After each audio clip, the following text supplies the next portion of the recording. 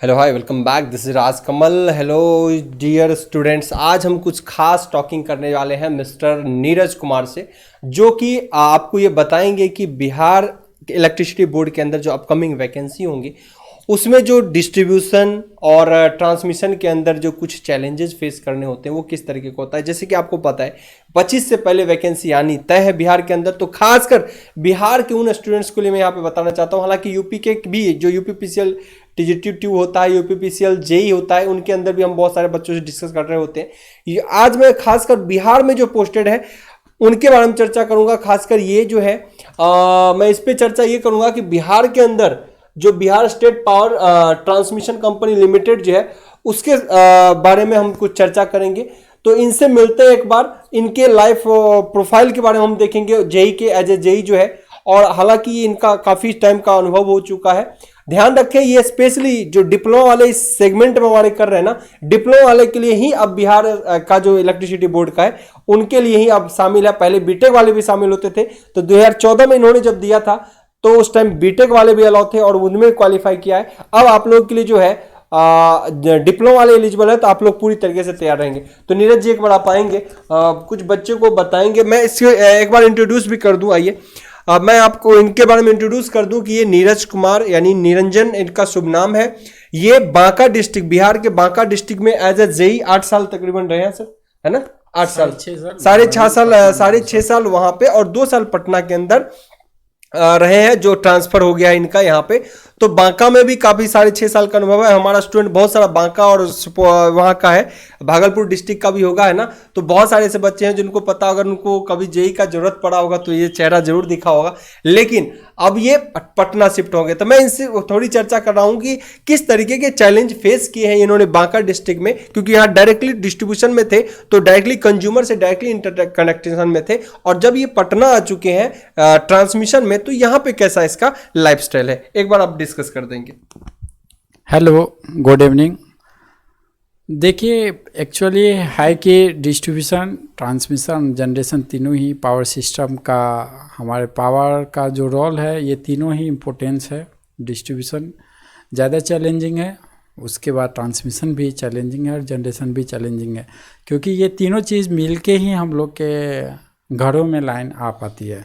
Generation नहीं होगा तो लाइन नहीं आएगी, डिस्ट्रीब्यूशन भी नहीं, ट्रांसमिशन भी होगा तो उसमें भी कुछ प्रॉब्लम आई तो लाइन कट जाएगी, और डिस्ट्रीब्यूशन में भी कुछ प्रॉब्लम होगा तो लाइन कट जाएगा। डिस्ट्रीब्यूशन में इसलिए थोड़ा ज़्यादा चैलेंजिंग है क्योंकि उसमें कंज्यूमर का इंटरेक्शन होता है। कंज्यूमर इंटरेक्ट करते हैं विथ द वहाँ के जो लोकल ऑफिसर होते हैं, वो बहुत सारे तो बच्चे जो होंगे वो मुझे जानते होंगे एज ए पर्सनली, चूँकि जो वहाँ के देख रहे होंगे, जो बांका तरफ के होंगे या जो जहाँ मैं पोस्टेड रहा वहाँ के होंगे, तो वो ज़रूर देखे होंगे। और देख के तो वहाँ एक्चुअली होता है क्या, कंज्यूमर से इंटरेक्शन होता है, तो कब लाइन आएगी, कब जाएगी, उनका क्या कोई बिल यदि रॉन्ग होगी या किसी वजह से, तो उनके लिए आपको सुधारने का जो भी है प्रक्रिया एज ए जेई आपको सब कुछ करना पड़ता है। तो बहुत सारा चीज़ है वहाँ पे, आपको बहुत सारा चीज़ को फेस करना पड़ता है। डिस्ट्रीब्यूशन में पब्लिक को समझाना, कहीं पे कुछ अनचाहा वर्क हो गया, सपोज कंडक्टर स्नैप कर गया या कोई किसी का हाथ हो गया उससे, तो वो सब चीज़ें आपको फेस करना पड़ेगा। क्योंकि डिस्ट्रीब्यूशन ट्रांसमिशन में भी आपको फेस करना पड़ेगा यदि उस तरह की कंडीशन हो गई तो। लेकिन डिस्ट्रीब्यूशन से ज़्यादा स्टेबिलिटी ट्रांसमिशन की होती है, वहाँ बहुत सारा प्रोटेक्शन होता है, चूँकि हाई पावर का रेंज हो जाता है ट्रांसमिशन, वहाँ मान लिया हज़ारों मेगावाट एक साथ सप्लाई होती है। डिस्ट्रीब्यूशन में इस तरह से नहीं होता है। बिल्कुल।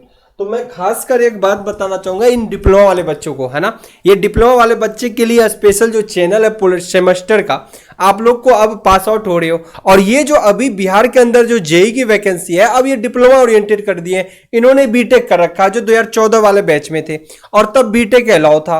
तो अब जो है डिप्लोमा वाले के लिए खुशखबरी ये है कि अपकमिंग जो वैकेंसी है 2025 से पहले जो आने वाला है, उनके लिए आपको तैयार है। जो अभी 5th सेमेस्टर में है वो भी 6 में 7th में सिक्स में और 4th में, शायद 4th वाला का तब तक क्लियर हो जाना चाहिए, है ना। तो सभी के लिए एक बहुत बढ़िया अपॉर्चुनिटी है जो अपकमिंग डेज में आएगा। तो मैं इसी से रिलेवेंट बताना चाह रहा हूं कि अब आपकी अपॉर्चुनिटी है बिहार इलेक्ट्रिसिटी बोर्ड में। बीटेक वाला यहां पे अलाउ नहीं है। अगर बीटेक वाला कोई जाएगा तो वो डायरेक्ट असिस्टेंट इंजीनियर बन के जाएगा और वो गेट के थ्रू होता है, ठीक है। तो जेई के बारे में आपको बताया कि ये किस तरीके से वहां पे जॉब किए, 6 साल का जो डिस्ट्रीब्यूशन में रहा, अभी पटना के अंदर इनका हुआ है, तो ये ट्रांसमिशन में आ चुके हैं। और ये अब जो है शुरुआती दौर में देखिए, चाहे आप रेलवे जेई में जाए, किसी भी जेई में जाए, थोड़ी चैलेंजेस होते हैं। जैसे मैंने लगातार डिस्कस करते रहता हूं तो ये चीज का पता चलता है कि थोड़े चैलेंजेस होते हैं, चाहे किसी भी जॉब में जाएंगे। उसके बाद आप स्मूथली वर्क करेंगे और लाइफ स्टाइल में अच्छे ग्रेड पे बिहार के अंदर इलेक्ट्रिसिटी बोर्ड के अंदर अभी 4600 4800 4700 ग्रेड पे अभी स्टार्टिंग में चल रहा है। और इनका तो अभी पोस्टिंग जो लगभग 8 साल का जॉब हो चुका है, टाइम 8 या 9 साल का। तो क्या हुआ कि इनका पोस्टिंग जो है ग्रेड पे तो बढ़ गया, बल्ले बल्ले कर रहे हैं पैसा उठा के। लेकिन यहां पर एक समस्या है कि जो अगर सीट खाली नहीं रहता जैसे असिस्टेंट इंजीनियर का, तो ये पद नहीं मिला इसको असिस्टेंट इंजीनियर का, लेकिन ग्रेड पे बढ़ चुका। 8 साल पे तकरीबन बढ़ जाता है, 8 साल पे आपका इंक्रीमेंट इस तरीके से बढ़ता है। तो ग्रेड पे अभी 5600 का है, ग्रेड पे, हाँ 5600 ग्रेड पे में, जो कि बहुत अच्छा ग्रेड पे है। फाइनल इसके बाद जो ग्रेड पे होगा वो 6600 ग्रेड पे होगा, 6600 का होगा, जो कि बिहार के अंदर सबसे टॉपेस्ट ग्रेड पे जैसे असिस्टेंट प्रोफेसर में होता है वो ग्रेड पे इनको मिलेगा। कुछ उसमें कितना समय लगेगा आपको? वो भी 8 साल के बाद, वो भी 8 साल के बाद। तो समझ सकते हो।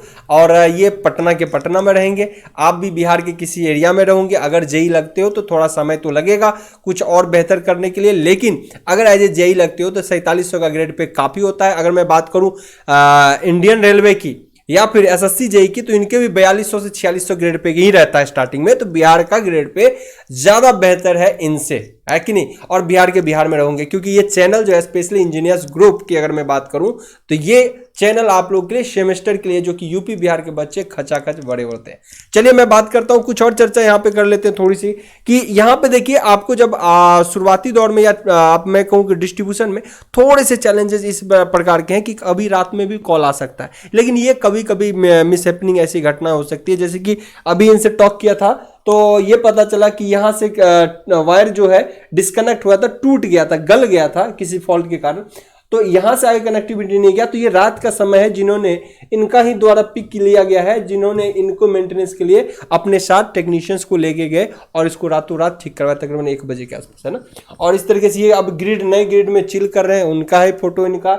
ये अब ग्रिड के साथ कभी जैसे ट्रांसफार्मर, ये कितना ट्रांसफार्मर का रेटिंग है इस ट्रांसफार्मर का? 80 MVA 80 MVA का ट्रांसफार्मर, जो कि बहुत बड़ा रेंज होता है, तो उस पर ये काम कर रहे हैं। ओके, और ये मेंटेनेंस का काम चलता है। तो ओवरऑल अब जो है ये ट्रांसमिशन में आ चुके हैं। अब इसका लाइफस्टाइल काफी टाइम इन्होंने दिया है इलेक्ट्रिसिटी बोर्ड में, स्मूथ हो चुका है। बहुत बच्चे ITI के थ्रू भी जाते हैं, तो ITI से आपका एक खास बात बताता हूं, अगर कोई ऐसे बच्चे हो जो ITI कर रहे हैं, और जब मैं पटना के अंदर था, पटना 13 न्यू NGP पटना 13 है ना, न्यू गवर्नमेंट पॉलिटेक्निक, तो यहाँ पे ITI करने वाले बच्चे पार्ट टाइम डिप्लोमा इसलिए करते हैं क्योंकि इंटरनल जो वैकेंसी आती है उससे डायरेक्ट आप टेक्नीशियन से जेई बन सकते हैं। और उसके रिगार्डिंग कुछ खास बात और भी बताएंगे ये, जिन्हें इंटरनल के बारे में कुछ ज्यादा जानकारी होगी तो उससे रिलेटेड, कि कैसे किसी आपने एक चीज बोला था कि कोई ऐसे बंदे हैं जिन जो चाहे किसी भी पोस्ट पे अगर कार्यरत थे। इंटरनल एग्जाम जो होती एक है, सेकेंड, इंटरनल एग्जाम जो होती है बेसिकली